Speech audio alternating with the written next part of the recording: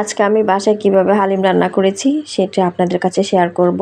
তো প্রথমে আমি পেঁয়াজটাকে ভেজে নেব, ভালো করে পেঁয়াজটা লাল লাল করে ভেজে নেব।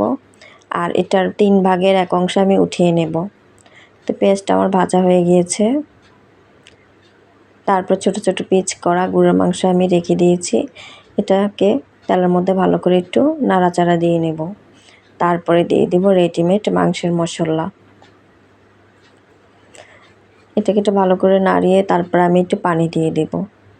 আর পানির মধ্যে একটু ভালো করে কষাতে হবে যাতে মাংসগুলো একটু সিদ্ধ হয়ে যায়। তো কুসুম গরম পানি ঢেলে দিলাম। 10-15 মিনিট আমি এটাকে জাল দিলাম। তারপর যখন মাংসটা কষানো হয়ে গিয়েছে তখন রেডিমেড মাংস সিদ্ধ হওয়ার পর প্যাকেটের যে হালিমগুলো ছিল এটাকে আমি 15 মিনিট ভিজিয়ে রেখেছি। তারপর হালিমটা দিয়ে দিলাম।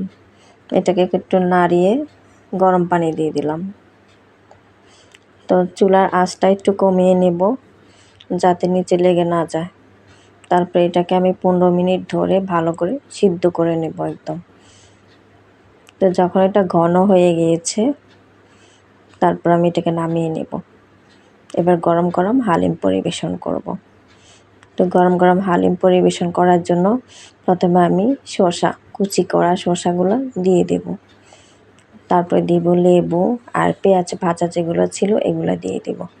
আর এটা খেতে এত মজা হয়েছে, যেহেতু এখন কোরবানি ঈদ, তো সবাই একটু হালিম ট্রাই করবেন।